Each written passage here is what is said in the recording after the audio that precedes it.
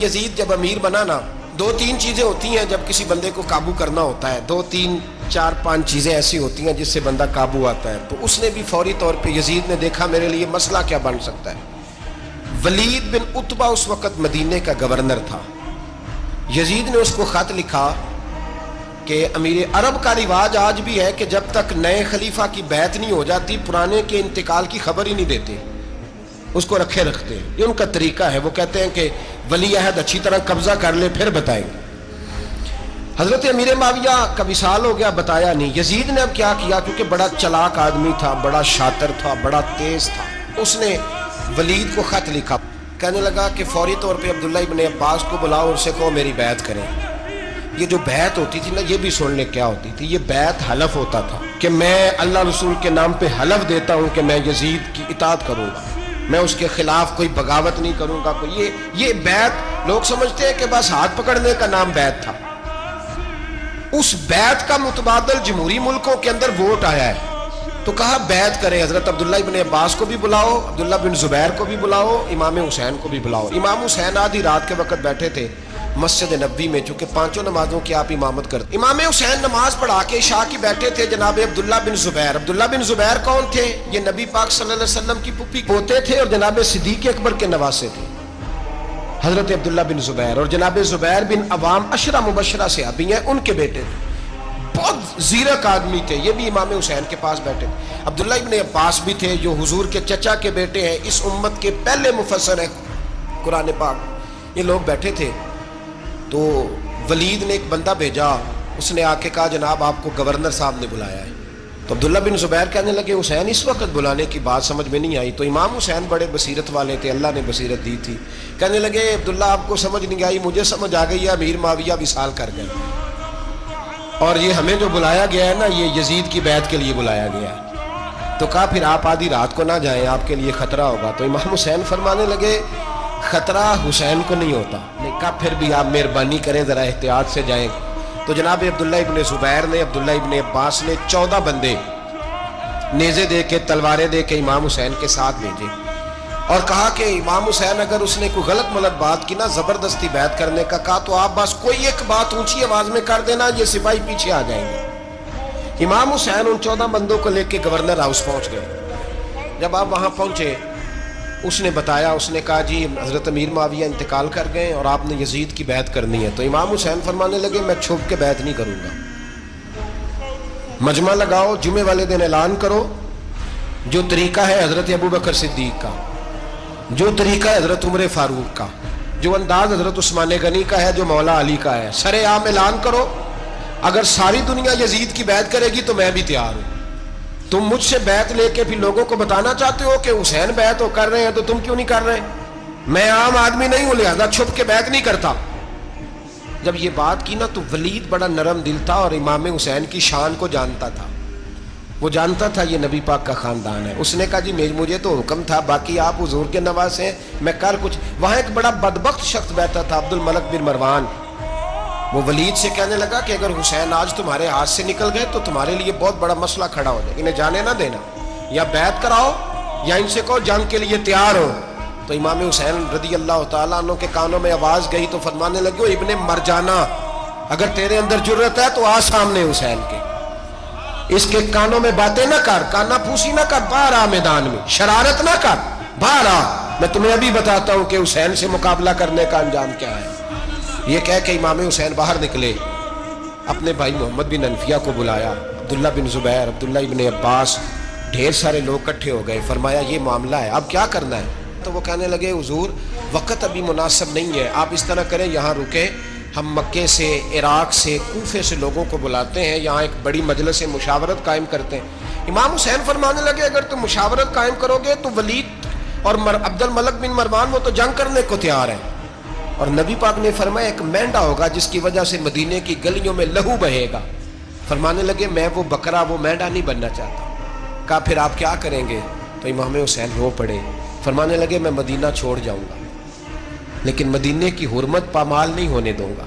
امام علی مقام آدھی رات کے وقت نکلے. سیدہ فاطمہ کا دروازہ ایک اس دن تھا جس دن حضرت مولا علی کوفے چلے گئے اور دوبارہ آج تالا لگا جب امام حسین نکلے.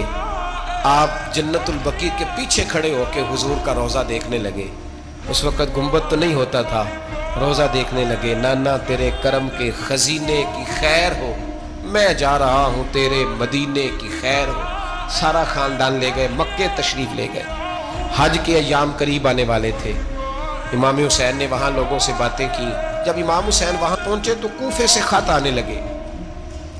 کوفہ حضرت علی کا دارالخلافہ تھا. وہاں آپ کے محبین, پیار کرنے والے ڈھیروں تھے. انہیں خط لکھے کہ حضور آپ چپ کر کے بیٹھے ہوئے ہیں اور ہمارے اوپر یزید مسلط ہو گیا ہے. آپ اگر میدان میں نہیں نکلیں گے, آپ نہیں آئیں گے تو ہم اللہ کی بارگاہ میں شکوہ کریں گے کہ کوئی ہماری کمان کرنے کو تیار ہی نہیں ہوا. اور وہ خط 1 2 3 نہیں آئے. وہ خط اتنے تھے کہ 3 بوریوں میں بھرے تھے امام حسین.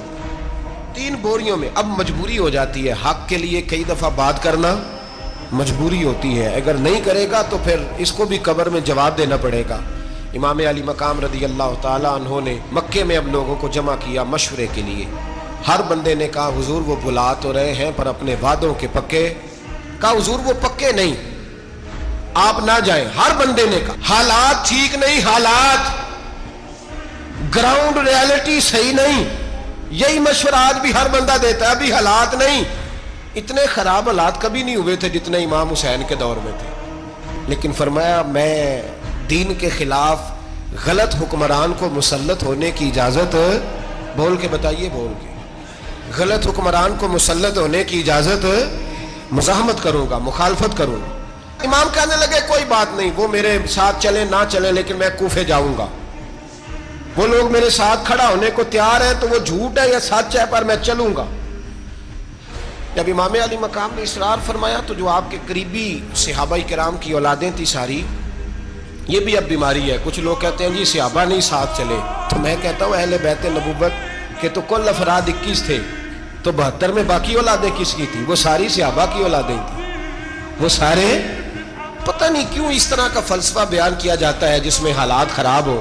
حضرت سیدنا امام علی مقام کو جب بہت زیادہ کہا گیا نا, تو امام حسین رضی اللہ تعالیٰ عنہ نے فرمایا چلو میں ایک کام کرتا ہوں, مسلم بن عقیل کو بھیجتا ہوں. حضرت علی کے بھتیجے ہیں, امام حسین رضی اللہ تعالیٰ عنہ کے چچا کے بیٹے ہیں حضرت عقیل کے صاحبزادے مسلم بن عقیل. بڑے سمجھدار آدمی تھے, معاملہ فہم تھے, بڑے جری تھے. اتنا زبردست مشورہ کم لوگ دیتے ہیں جتنا حضرت مسلم بن عقیل دیتے تھے. ان کو بھیجا گیا کوفے. اب اس میں بڑی تفصیل ہے, وہ اپنے 2 بچے بھی لے گئے. جب وہ کوفے پہنچے نا تو کوفے پر جناب نعمان بن بشیر کی حکومت تھی.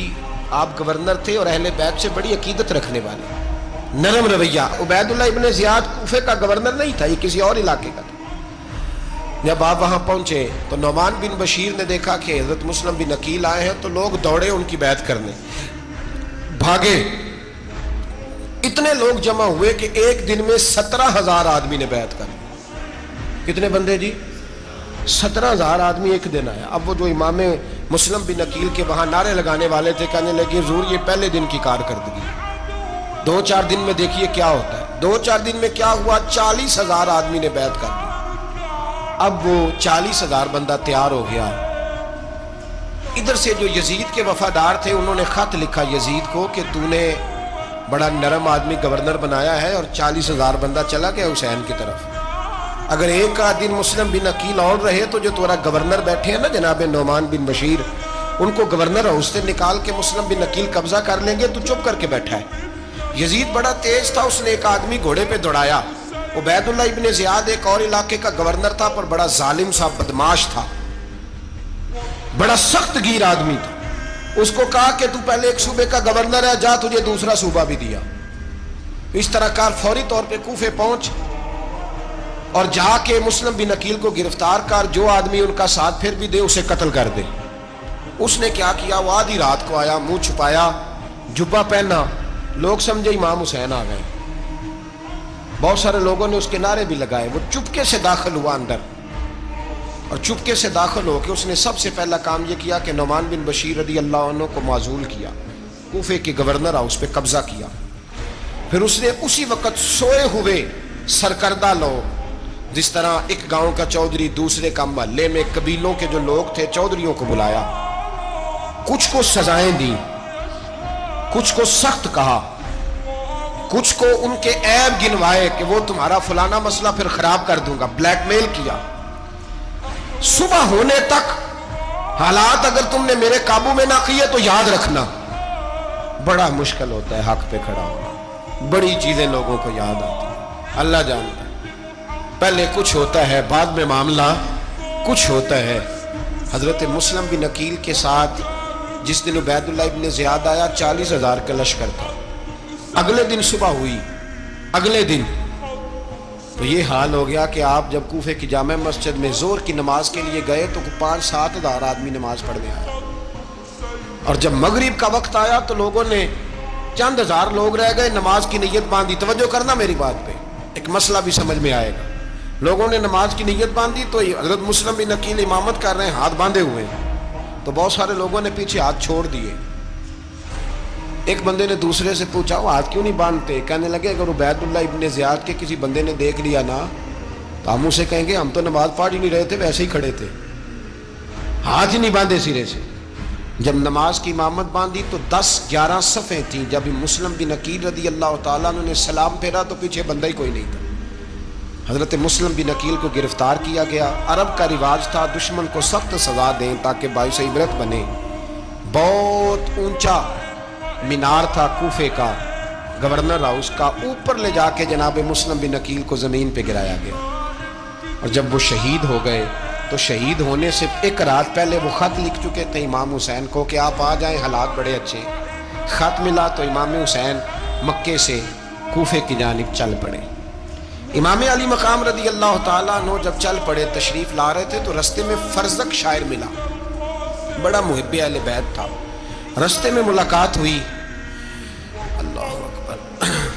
حضرت مسلم بن عقیل جب گرایا شہید ہو گئے تو پھر اس نے اس طرح کیا کہ آپ کی لاش کو لٹکا دیا چوک میں۔ لوگ دیکھتے تھے تو عورتیں بچوں کہتی تھی تو نے باہر نہیں نکلنا، ہم نے نہیں امام حسین کے ساتھ چلنا، بس بڑا خوف ہے، کوئی بندہ نہ باہر نکلے، کوئی نہیں ضرورت ہمیں، حالات بہتر ہوگی تو دیکھی جائے۔ آج کتنے لوگ ہیں، کتنی دیگیں پکی، کتنی نیازیں بٹی، کیا کچھ ہوا۔ آپ ناراض نہ ہونا، میں آپ میں سے ہوں، آپ مجھ سے ہیں، یہ بات آپ کی نہیں میری سب کی ہے۔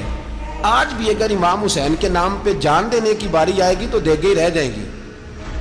ناراض تو نہیں ہو گئے آپ لوگ؟ فٹافٹ مائیں کہیں گی باہر دی جانا، بالکل پتر سانو کی لگے، سارا دن کوئی ہمارے لیے؟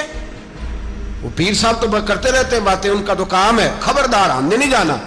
دیگیں دینے کو سارے تیار ہیں، جانے دینے کو تیار ہونا۔ ناراض ہو گئے آپ لوگ؟ چلو کوئی نہیں، ہو جاؤ، خیر صلی اللہ، بات تو ٹھیک کر رہا ہوں نا۔ حضرت امام حسین رضی اللہ تعالیٰ عنہ نے فرزق شاعر رستے میں ملا تو امام حسین کو کہنے لگا کہاں جا رہے ہیں؟ فرمایا میں کوفے جا رہا ہوں۔ کہنے لگا حضور نہ جائیے گا، لوگوں کے دل آپ کے ساتھ ہیں، تلواریں آپ کے ساتھ نہیں۔ سیدنا امام حسین رضی اللہ تعالیٰ عنہ کو آ کے کہا حضور وہ سارے کوفے والے مانتے ہیں کہ بات حسین کی ٹھیک ہے لیکن آپ کی سپورٹ نہیں کریں گے۔ اور اگلی بات فرزق نے یہ کی کہ حضور میں حضرت مسلم بن عقیل کی لاش کو لٹکی ہوئی دیکھ کے آیا ہوں کوفے کے چوک میں۔ بڑا ہی خوبصورت فکرہ ہے امام حسین کا۔ فرمانے لگے میرا بھائی لٹکا ہوا تھا، کہیں کسی کے آگے جھکا تو نہیں تھا؟ لٹکا ہی تھا نا، کہیں جھکا تو نہیں کسی کے آگے؟ کہا حضور نہیں۔ تو آپ فرمانے لگے اگر مسلم بن عقیل لٹک گیا تو حسین بھی لٹک جائے گا، لیکن جھکے گا